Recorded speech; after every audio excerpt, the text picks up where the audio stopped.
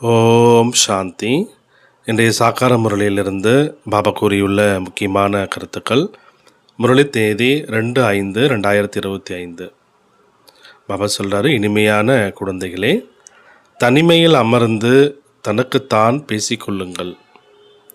நான் அழிவற்ற ஆத்மா, பாபா சொல்வதை கேட்கிறேன். இந்த பயிற்சியை நீங்கள் செய்கின்றார் பாபா. கேள்வி: எந்த குழந்தைகள் பாபாவை நினைவு செய்வதில் கவனக்குறைவாக இருக்கின்றனரோ அவர்களின் வாயிலிருந்து எந்த ஒரு வார்த்தை வெளிவரும்? பதில்: அவர்கள் சொல்கின்றனர், நான் சிவபாபாவின் குழந்தையாகத்தான் இருக்கிறேன், நினைவில் தான் இருக்கிறேன் என்று. ஆனால் பாபா சொல்கிறார், அதெல்லாம் பொய்யின்றார். கவனக்குறைவு. இதில் புருஷார்த்தம் செய்ய வேண்டும். அதிகாலை எழுந்து தன்னை ஆத்மா என உணர்ந்து அமர வேண்டும். ஆன்மீக உரையாடல் செய்ய வேண்டும். ஆத்மாதான் உரையாடுகிறது. இப்பொழுது நீங்கள் ஆத்ம அபிமானி ஆகின்றீர்கள். ஆத்ம அபிமானி குழந்தைகள் தான் நினைவினுடைய சாற்று வைப்பார்கள். வெறுமனே ஞானத்தை மட்டும் வாய்மொழியாக சொல்லி கொண்டிருக்க மாட்டார்கள்ன்றார் பாபா. அதனால் பாபா என்ன சொல்கிறார் அப்படின்னா, நீங்கள் ஆத்ம அபிமானி ஆகுங்க, சாற்று வைங்கன்றார் பாபா. பாடல்: முகத்தை பார்த்துக்கொள் பிராணியே, மனம் என்ற கண்ணாடிகள். பிராணி என சொல்லப்படுவது ஆத்மாவிற்கு. இப்பொழுது பாபா ஆத்மாக்களுக்கு புரிய வைக்கிறார். இந்த பாடல் பக்தி மார்க்கத்தினுடையவை. இதனுடைய சாரம் புரிய வைக்கப்படுகிறது. நீங்கள் இங்கே அமர்ந்திருக்கும் பொழுது தன்னை ஆத்மா என உணருங்கள். தேகத்தினுடைய உணர்வை நீங்கள் விட்டுடுங்கன்றார். ஆத்மாதான் முழு பாகத்தையும் சரீரத்தின் மூலம் நடிக்கின்றது. எனவே தேக அபிமானம் நீங்கிவிட வேண்டும். இதுதான் முயற்சி. நாம் ஆத்மா. இந்த நாடகம் முழுவதின் நடிகர்கள் நாம். இந்த நாடகத்தினுடைய நடிகர்கள் யார்? நாம் ஆத்மாக்கள். உயர்ந்தவர்களும் உயர்ந்த நடிகர் யார்? பரம்பிதா பரமாத்மா. அவரும் இவ்வளோ சிறிய புள்ளியாகவே இருக்கிறார். அவருடைய மகிமை எவ்வளோ பெரியது! ஞானத்தின் கடலாக, சுகத்தினுடைய கடலாக இருக்கின்றார். அவரும் சிறிய புள்ளியாக தான் இருக்கிறாரு. ஆனால் மகிமை என்பது மிகவும் பெரியதாக இருக்கின்றார். ஆனால் சிறிய புள்ளி, நம்ம ஆத்மாவும் சிறிய புள்ளி. ஆத்மாவே திவ்ய திருஷ்டினால் அன்றி பார்க்க இயலாதுன்றார். அப்போ ஆத்மாவை பார்க்கணுன்னா அது திவ்ய திருஷ்டி மூலமாக தான் பார்க்க முடியும். இந்த புது புது விஷயங்களை இப்போது நீங்கள் கேட்டுக்கொண்டிருக்கின்றீர்கள். உலகத்திற்கு என்ன தெரிகின்றார்? உங்களிலும் கொஞ்சம் பேர் தான் யதார்த்த ரீதியில் புரிந்து கொண்டிருக்கின்றனர். பாபா ஞானக்கடலாக இருக்கின்றார். ஆனால் சரீரம் இல்லாமலோ ஞானம் சொல்ல முடியாது. சரீரத்தின் மூலம்தான் பேச முடியும். அசரீரி ஆவதால் உறுப்புகள் தனியாக ஆகிவிடுகின்றன. பக்தி மார்க்கத்திலோ தேகதாரிகளை பற்றியே நினைக்கின்றனர். தேகதாரிகளை பற்றியே நினைக்கின்றனர். பரம்பிதா பரமாத்மாவின் பெயர், வடிவம், தேசம், காலம் பற்றியே அறிந்து கொள்ளவில்லை. பரமாத்மா பெயர் வடிவத்திற்கு அப்பாற்பட்டவர் என சொல்லிவிடுகின்றனர். பாபா புரிய வைக்கின்றார். டிராமாவின் அனுசாரம் நம்பர் 1 சதோப்பிரதானமாக இருந்த நீங்கள்தான் மீண்டும் சதோப்பிரதானமாக ஆக வேண்டும். தமோ பிரதானத்திலிருந்து சதோப்பிரதானமாக ஆவதற்கு நீங்கள் மீண்டும் இந்த மனநிலையை உறுதியானதாக ஆக்க வேண்டும்ன்றார். நாம் ஆத்மா. ஆத்மா இந்த சரீரத்தின் மூலம் உரையாடுகின்றது. ஆத்மாவிற்குள் தான் ஞானம் உள்ளது. ஆத்மாவாகிய நமக்குள் 84 பிறவிகளுடைய பார்ட் அழியாததாக பதிவாகி இருக்கிறது. தனிமையில் அமர்ந்து தனக்குத்தானே இது போல உரையாடல் செய்ய வேண்டும். நான் ஆத்மா, பாபா சொல்வதை கேட்டுக்கொண்டிருக்கிறேன். தாரணை ஆத்மாவாகி எனக்குள் ஆகின்றது. ஆத்மாவாகி எனக்குள் தான் பாற்று அடங்கியுள்ளது. நான் ஆத்மா, அழிவற்றவன். இந்த மாதிரி பாபா என்ன சொல்கிறார்னா, உள்ளுக்குள்ளே மனப்பாடம் ஆகிக்கொண்டே இருக்க வேண்டுன்றார். நாம் தமோ பிரதானத்திலிருந்து சதோ பிரதானமாக ஆக வேண்டும். தேகாபிமானி குழந்தைகளுக்கு ஆத்மா பற்றிய ஞானம் கூட இல்லைன்றார். எவ்வளோ பெரிய பெரிய புத்தகங்கள் தங்களிடம் வைத்து கொண்டிருக்கின்றனர். அகங்காரம் எவ்வளோ இருக்கின்றார் பாபா. நிறைய வேத சாஸ்திரங்களுடைய புக்கில் நிறைய வச்சுருப்பாங்க. நிறைய ஈகோ இருக்கின்றார் அவங்கக்கிட்ட. இதுவோ தமோ பிரதான உலகம். உயர்ந்தவர்களும் உயர்ந்த ஆத்மாவோ யாருமே கிடையாது. நீங்கள் அறிந்து கொண்டிருக்கின்றீர்கள். நாம் இப்பொழுது தமோ பிரதானத்திலிருந்து சதோ பிரதானமாவதற்கான புருஷார்த்தம் செய்ய வேண்டும். இவ்விஷயத்தை உள்ளுக்குள் சிந்தித்து கொண்டே இருக்க வேண்டும். ஞானம் சொல்பவர்களோ அநேகம் பேர் இருக்கின்றனர். ஆனால் பாபாவினுடைய நினைவே கிடையாதுன்றார். ஞானம் சொல்லக்கூடிய நிறைய பேர் இருக்கிறாங்க, ஆனால் பாபா நினைவு பண்ணுறதில்ல. உள்ளுக்குள்ளே அந்த உள்முக நோக்கு இருக்க வேண்டும்ன்றார். நான் பாபாவின் நினைவினால் பதித்தத்திலிருந்து பாவனமாக ஆக வேண்டும். வெறும் பண்டிதராக ஆகக்கூடாது. இதில் ஒரு பண்டிதரின் உதாரணமும் இருக்கின்றார் பாபா. தாய்மார்களுக்கு சொல்கிறார், ராம் ராம் என சொல்லிக்கொண்டே நதியை கடந்து சென்று விடலாம் என்று. ஆக அதுபோல் வெறும் வாய்ச்சொல் வீரராக நீங்கள் ஆகக்கூடாது என்றார். இதுபோல் அநேக பேர் இருக்கின்றார்கள், மிக நன்றாக புரிய வைக்கின்றார்கள். ஆனால் யோகாவே இல்லை, நாள் முழுவதும் தேக அபிமானத்தில் இருக்கின்றனர். இல்லை என்றால் பாபாவுக்கு சார்ட் அனுப்ப வேண்டும். நான் இன்ன நேரம் எழுந்திருக்கின்றேன், இன்ன நேரம் நினைவு செய்கின்றேன், ஆனால் எந்த ஒரு செய்தியும் தருவதில்லைன்றார் பாபா. ஞானத்தில் பொய் பொருட்டு சரடு அதிகம் விடுகின்றனர். யோகம் இல்லை, மிக பெரியவர்களுக்கெல்லாம் ஞானம் சொல்கின்றனர் என்ற பொழுதிலும் யோகத்தில் பக்குவம் இல்லாமல் இருக்கின்றனர். அதிகாலை எழுந்து பாபாவை நினைவு செய்ய வேண்டும். பாபா, தாங்கள் எவ்வளோ மிக மிக அன்பானவராக இருக்கின்றீர்கள். எப்படி இந்த வியக்கத்தக்க டிராமா உருவாக்கப்பட்டுள்ளது? யாருமே இந்த ரகசியத்தை அறிந்திருக்கவில்லை என்றார். ஆத்மாவையும் தெரியாது, பரமாத்மாவையும் தெரியாது. இந்த சமயம் மனிதர்கள் மிருகங்களை விடவும் மோசமாக இருக்கின்றனர். நாமும் அதுபோல்தான் இருந்தோம். மாயாவினுடைய ராஜ்யத்தில் எவ்வளோ மோசமான நிலையாகிவிட்டது. இந்த ஞானத்தை நீங்கள் யாருக்கு வேண்டுமானாலும் கொடுக்க முடியும். சொல்லுங்க, ஆத்மா நீங்கள் இப்போது தமோ பிரதானமாக இருக்கீங்க, நீங்கள் சதோ பிரதானமாக ஆக வேண்டும் போல சொல்லுங்கன்றார் பாபா. முதலிலோ தன்னை ஆத்மா என உணருங்கள். ஏழைகளுக்கோ இன்னும் கூட சுலபம், பணக்காரர்களுக்கோ சுமைகள் அதிகம் இருக்கின்றன. பாபா சொல்கிறார், நான் வருவதே சாதாரண உடலில். கல்பமாக பாபா வந்து நமக்கு இதே கல்வியை கற்றுத்தருகிறார். நாம் பாவனமாக எப்படி ஆவது என்பதை பற்றி. மற்றபடி உங்கள் தொழில் முதலியவற்றில் பிரச்சனைகள் இருக்கலாம், அதற்காக பாபா வரலன்றார். ஏன்னா நிறைய பாபா குழந்தை இது போல் பாபாட்டு சொல்கிறாங்க இல்லையா, பாபா இது போல் எனக்கு பிரச்சனை இருக்குது, இந்த பிஸ்னஸில் இவ்வளோ பிரச்சனை இருக்குது, இவ்வளோ கடை இருக்குது, இந்த மாதிரிலாம் சொல்கிறாங்க இல்லையா. அப்போ பாபா சொல்கிறாரு, உங்களுடைய தொழில் முதலியவற்றில் பிரச்சனைகள் இருக்கலாம், அதற்காக நான் வரலை. நீங்களோ பதித்தப்பாவனா வாருங்கள் என்று தான் அழைக்கின்றீர்கள். ஆகவே பாபா பாவனமாவதற்கான யுக்தி சொல்கிறார். இந்த பிரம்மா தாமே கூட எதையும் அறியாமல் இருந்தார். நடிகராக இருந்து கொண்டு டிராமாவினுடைய முதல் இடைக்கடை பற்றி அறிந்திருக்கவில்லை என்றால் அவர்களை என்னவென்று சொல்வார்கள்? நாம் ஆத்மா, இந்த சிற்று சக்கரத்தில் நடிகர்கள், இதை யாரும் அறிந்து கொள்ளவில்லை என்றார். ஆத்மா மூலவதனத்தில் வசிக்கிறது என சொல்லிவிடுகின்றனர் என்ற பொழுதிலும் அதை அனுபவத்துடன் சொல்லலை.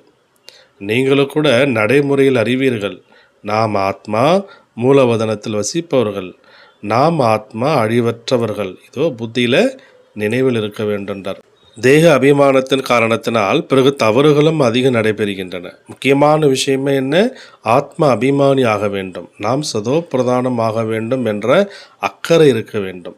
எந்த குழந்தைகளுக்கு சதோ பிரதானம் ஆக வேண்டும் என்ற ஈடுபாடு இருக்கின்றதோ அவர்கள் வாயிலிருந்து ஒருபொழுதும் கடுமையான சொல் வெளிப்படாது. ஏதேனும் தவறு நேர்ந்தால் உடனே பாபாவுக்கு தெரியப்படுத்துவார்கள். பாபா, நான் இந்த தவறு செய்துவிட்டேன், மன்னியுங்கள். மறைக்க மாட்டார்கள். மறைப்பதால் அது இன்னும் கூட விருத்தி அடைகின்றார், அதிகமாகும். பாபாவுக்கு செய்தி கொடுத்துக்கிட்டே இருங்க, பாபா பதில் எழுதி விடுவார். உங்களது யோகம் சரியாக இல்லை, பாவனமாக வேண்டியதுதான் முக்கியமான விஷயம். குழந்தைகளாக உங்களுடைய புத்தியில் 84 பிறவிகளுடைய கதை இருக்குது. முடிந்தவரை இதே கவலை இருந்து கொண்டே இருக்க வேண்டும். நாம் சதோ பிரதானமாக வேண்டும், தேக அபிமானத்தை விட்டுவிட வேண்டும். இது போன்ற கவலை இருக்கணும் என்றார். நீங்கள் ராஜ ரிஷிகள், ராஜயோகத்தை பாபா தான் கற்பிக்கிறார், ஞானமும் பாபா தான் கற்பிக்கின்றார். மற்றபடி இப்பொழுது உள்ளது தமோ பிரதானமான பக்தி. ஞானத்தை பாபா மட்டுமே சங்கமயுகத்தில் வந்து தருகிறார். பாபா வந்துள்ளார் என்றால் பக்தி முடிவடைந்தாக வேண்டும். இந்த உலகம் முடிந்துவிடப் போகிறது. ஞானம் மற்றும் யோகத்தினால் சத்தியுகத்தின் ஸ்தாபனை நடைபெறுகின்றது. இப்பொழுது குழந்தைகள் உங்கள் மீது பெரிய பெரிய பொறுப்பு இருக்கின்றார் பாபா. தனக்கு நன்மை செய்வதற்கான யுக்தியை உருவாக்கி கொண்டு இருங்கள். முதல் முக்கிய விஷயம் என்ன? யோகத்தினுடையது. யோகம் இல்லை என்றால் ஞானத்தின் வெறும் வார்த்தைகள் மட்டும் உள்ளன. பண்டிதரை போல் தற்சமயத்திலோ ரித்தி சித்தி கூட அதிகம் வெளிவந்துள்ளது என்றார். இதனுடன் ஞானத்தின் தொடர்பு எதுவுமே கிடையாது. மனிதர்கள் எவ்வளோ பொய்யிலேயே சிக்கி கொண்டிருக்கின்றனர், பதீத்தமாக இருக்கின்றனர். முக்கியமான விஷயம் இதுதான். நான் பாவனமாக எப்படி ஆவது? நினைவு மிகவும் அவசியம் என்றார் பாபா. இப்போது நீங்கள் ஆத்ம அபிமானி ஆகின்றீர்கள். யாருக்காவது நன்மை செய்பவர் என்றால் அவருக்கு மகிமை செய்யப்படுகின்றது இல்லையா? அது தேகத்தின் மகிமையாக இருக்குது. இதுவும் நிராகார பரம்பிதா பரமாத்மாவினுடைய மகிமை. இதை நீங்கள் புரிந்து கொண்டிருக்கின்றீர்கள். இந்த ஏணிப்படி வேறு யாருடைய புத்தியிலும் கிடையாது. நாம் 84 பிரிவுகளை எப்படி எடுக்கின்றோம்? கீழே இறங்கியே வருகின்றோம். இப்பொழுதோ பாவங்களினுடைய குடம் நிரம்பி இருக்கின்றார் பாபா. அது எப்படி தூய்மையாவது? அதனால் பாபாவை அழைக்கின்றனர். நீங்கள் பாண்டவ சம்பிரதாயத்தினர் தர்மம் மற்றும் அரசியல் சார்ந்தவர்களாகவும் இருக்கின்றீர்கள். பாபா அனைத்து தர்மங்களின் விஷயத்தை புரிய வைக்கிறாரு. வேறு யாரும் புரிந்து கொள்ள முடியாது. மற்றபடி அந்த தர்மஸ்தாபர்கள் என்ன செய்கின்றனர்? அவர்களின் பின்னாலோ மற்றவர்களும் கீழே இறங்கி வர வேண்டியிருக்கு. மற்றபடி அவர்கள் மோட்சம் எதுவும் தருவதில்லை. பாபா தான் கடைசியில் அனைவரையும் பவித்திரமாக ஆக்கி வீட்டுக்கு திரும்பவும் அழைத்து செல்கிறார். அதனால் அந்த ஒருவரை தவிர வேறு யாருக்கும் மகிமை கிடையாது. பிரம்மாவுக்கோ அல்லது உங்களுக்கோ எந்த ஒரு மகிமை கிடையாது. பாபா வந்திருக்கவில்லை என்றால் நீங்களும் என்ன செய்திருப்பீர்கள் அப்படின்னு பாபா கேட்கிறார். இப்போ பாபா உங்களை உயரும் கலையில் கொண்டு செல்கிறார். உங்களால் அனைவருக்கும் நன்மை என்று பாடவும் செய்கின்றனர். ஆனால் அர்த்தம் எதையும் புரிந்து கொள்ளவில்லை. மகிமையோ அதிகம் செய்கின்றனர். பாபா உண்மையானவர் என்பதால் உண்மையான படைப்பினை படைக்கின்றார். உண்மையை சொல்கின்றார். உண்மையினால் வெற்றி, பொய்யினால் தோல்வி. உண்மையான தந்தை உண்மையான கண்டத்தை ஸ்தாபனை செய்கிறார். ராவனுடன் நீங்கள் அதிகமாக தோல்விகளை அடைந்திருக்கின்றீர்கள். இந்த விளையாட்டுக்கள் அனைத்தும் உருவாக்கப்பட்டவை என்றார். இப்போ நீங்கள் அறிவீர்கள், நமது ராஜ்யம் ஸ்தாபனை ஆகி கொண்டிருக்கிறது. பிறகு இதெல்லாம் இருக்காது. இவை அனைத்துமே பின்னால் வந்தவை என்றார் பாபா. இந்த சிருஷ்டி சக்கரத்தை புத்தியில் வைப்பது எவ்வளோ சுலபம். நாம் ஞானமும் மிக நன்றாக சொல்கின்றோம் என்று புருஷார்த்தி குழந்தைகள் இதில் மட்டுமே குஷி அடைந்து விட மாட்டார்கள். அதோடு கூடவே யோகம் மற்றும் நன்னடத்தைகளை கூட தாரணை செய்வார்கள். நீங்கள் மிக மிக இனிமையானவர்களாக ஆக வேண்டும். யாருக்கும் துக்கம் கொடுக்கக்கூடாது. அன்போடு புரிய வைக்கணும். தூய்மையாவதில் எவ்வளோ தொந்தரவுகள் தரப்படுகின்றன. அதுவும் ட்ராமா அனுசாரம் நடைபெறுகிறது என்றார் பாபா. இது உருவாக்கப்பட்ட ட்ராமா இல்லையா? ட்ராமாவில் இருந்தால் கிடைக்கும் என்பதல்ல. முயற்சி செய்யணும். தேவதைகளை போன்ற தெய்வீக குணங்களை தாரணை செய்யணும். உப்பு நீராக ஆகக்கூடாது என்றார் பாபா. தன்னை பார்க்கணும். நாம் தலைகீழான நடத்தை மூலம் பாபாவினுடைய கௌரவத்தை கெடுக்காமல் இருக்கின்றோமா? சத்குருவுக்கு நிந்தனை செய்பவர்கள் நல்ல பதவி பெற முடியாது. இவரோ சத்தியமான அப்பா, சத்தியமான டீச்சர். ஆத்மாவுக்கு இப்போது நினைவுள்ளது. பாபா ஞானக்கடலாக சுகத்தினுடைய கடலாக இருக்கின்றார். அப்போ நிச்சயமாக ஞானம் கொடுத்து விட்டு சென்றுள்ளார் பாபா. அதனால தான் பாடல் உள்ளது. இப்போ ஞானக்கடல் அப்படின்ற பாடல் இருக்கும் பொழுது அப்போ நிச்சயமாக ஞானத்தை பாபா கொடுத்து விட்டு சென்றிருப்பார். ஆத்மா என்பதென்ன, ட்ராமா என்பதென்ன யாருமே அறிந்திருக்கவில்லை. மனிதர்கள் தான் அதை அறிந்து கொள்ள வேண்டும் இல்லையா? ருத்ர எங்கத்தை படைக்கின்றனர் என்றால் ஆத்மாக்களுக்கு பூஜை செய்கின்றனர். அதனுடைய பூஜை நல்லதா அல்லது தெய்வீக சரீரங்களின் பூஜை நல்லதா? இந்த சரீரமோ 5 தத்துவங்களால் ஆனது. ஆகவே ஒரு சிவபாபாவினுடைய பூஜை தான் கலப்படமற்ற பூஜையாகும். இப்போது அந்த ஒருவர் சொல்வதையே நீங்கள் கேட்க வேண்டும். அதனால் தான் சொல்லப்படுகிறது, தீயதை கேட்காதீங்க, நிந்தனையின் எந்த ஒரு விஷயத்தையும் கேட்காதீங்க, நான் சொல்வதை மட்டுமே கேளுங்கன்றார். இது கலப்படமற்ற ஞானம். முக்கிய விஷயம், எப்பொழுது தேக அபிமானம் விட்டு போகின்றதோ அப்பொழுதுதான் நீங்கள் குளிர்ச்சி அடைவீர்கள். பாபாவின் நினைவில் இருப்பீர்களானால் வாயால் கூட தலைகான வார்த்தைகளை பேச மாட்டீர்கள். தீய திருஷ்டி இருக்காது. பார்த்தாலும் பார்க்காதவராக இருப்பீர்கள். நமது ஞானத்தின் 3வது கண் திறந்து கொண்டு விட்டது. பாபா திருநேத்திரி, திரிகால தரிசியாக ஆக்கியிருக்கின்றார். இப்போது உங்களுக்கு 3 காலங்களின் 3 உலகங்களின் ஞானம் உள்ளது. தாரணைக்கான முக்கிய சாரம், ஃபர்ஸ்ட் பாயிண்ட், ஞானம் சொல்வதன் கூடவே யோகத்திலும் இருக்க வேண்டும். நல்ல நடத்தைகளை தாரணை செய்ய வேண்டும். மிகவும் இனிமையானவராக ஆக வேண்டும். வாயிலிருந்து ஒரு பொழுதும் கல் போன்ற வார்த்தைகளை வெளிப்படுத்தக்கூடாது. செகண்ட் பாயிண்ட், உள்நோக்கு முகமுடையவராக ஆகி தனிமையில் அமர்ந்து தனக்குத்தானே ஆன்மீக உரையாடல் செய்ய வேண்டும். பாவனமாவதற்கான யுக்திகளை உருவாக்க வேண்டும். அதிகாலை எழுந்து பாபாவை மிகவும் அன்போடு நினைவு செய்ய வேண்டும். வரதானம்: வயர்லெஸ் செட் மூலமாக விநாச காலத்தின் கடைசி நேர கட்டளையை கேட்ச் செய்யக்கூடிய விகாரமற்றவர் ஆகுக, வைஸ்லெஸ் ஆகுக. வயர்லெஸ் செட் மூலமாக விநாச காலத்தினுடைய கடைசி நேர கட்டளையை கேட்ச் செய்யக்கூடிய விகாரமற்றவர் ஆகுக. விளக்கம்: விநாச கால கடைசி நேரத்தின் கட்டளையை அறிந்து கொள்வதற்கு விகாரமற்ற புத்தி தேவையாக இருக்கின்றார் பாபா.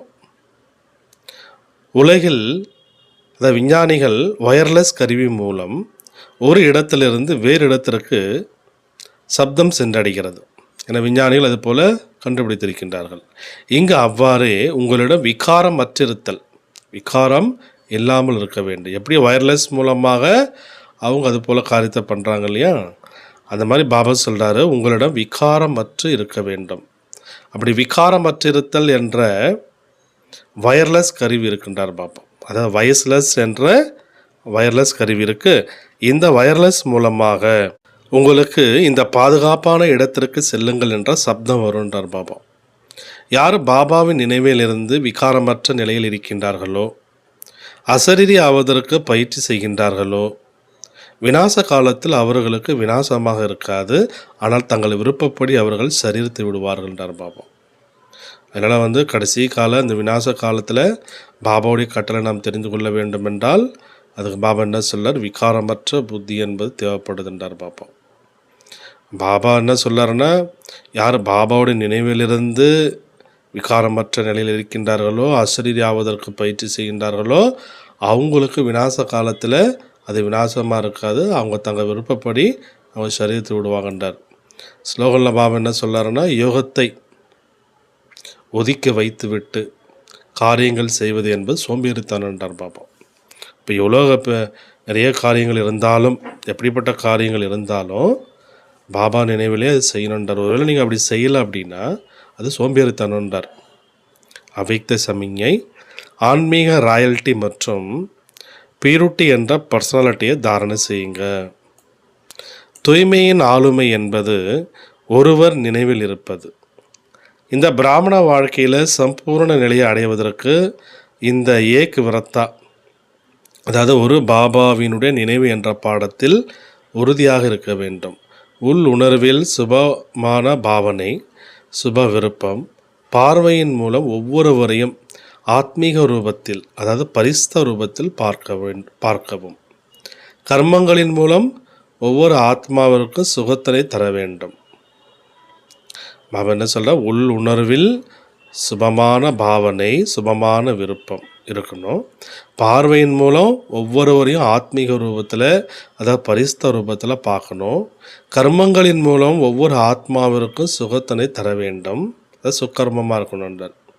சுகத்தினை தரணும், சுகத்தை எடுக்கணும்.